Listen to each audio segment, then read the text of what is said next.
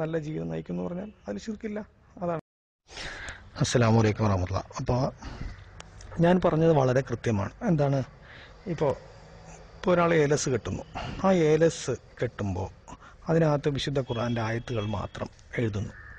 ആ എഴുതി അതിനകത്ത് അത് കെട്ടിവിട്ടാൽ അത് ശിർക്കാണോ എന്ന് ചോദിച്ചാൽ ഞാൻ പറയും, അതായത് എൻ്റെ എന്താണ്, എൻ്റെ ബുദ്ധിക്ക് എനിക്ക് തോന്നുന്നത് അത് ഷിർക്കാകാൻ വഴിയില്ല.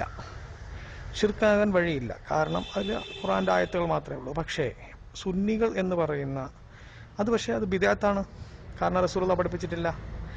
പക്ഷേ സുന്നികൾ ഇന്ന് ചെയ്യുന്നത്, അതായത് ഇസ്മിൻ്റെ പണി, അതുപോലെ തന്നെ പിന്നെ അള്ളാഹുവിൻ്റെ ഔലിയാക്കളെ വിളിച്ച് പ്രാർത്ഥിച്ചുകൊണ്ട്, അമ്പിയാക്കളെ വിളിച്ച് പ്രാർത്ഥിച്ചുകൊണ്ട്, പിന്നെ ഒച്ചറപ്പൊപ്പായെ വിളിച്ച് പ്രാർത്ഥിച്ചുകൊണ്ട്, ഊരും പേരും അറിയാത്ത മുനമ്പത്ത് ബീവിയെ വിളിച്ച് പ്രാർത്ഥിച്ചുകൊണ്ടൊക്കെ ഈ പരിപാടി ചെയ്യുന്നുണ്ട്. അത് ശിർക്കാണ്.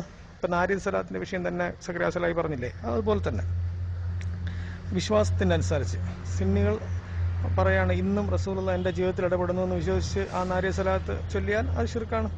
പക്ഷെ അതിൻ്റെ പദങ്ങളിൽ ശിർക്കുണ്ടോ എന്ന് ചോദിച്ചാൽ അതിനെ രണ്ട് രീതിയിലും വ്യാഖ്യാനിക്കാം. ഇപ്പോഴും കാരണം എനിക്ക് ഹിദായത്ത് കിട്ടിയത് റസൂലുള്ളാഹി സ്വല്ലല്ലാഹു അലൈഹി വസല്ലം കാരണമാണ്. അതുകൊണ്ട് ഞാൻ ഇന്ന് നല്ല ജീവിതം നയിക്കുന്നു പറഞ്ഞാൽ അതിൽ ശിർക്കില്ല.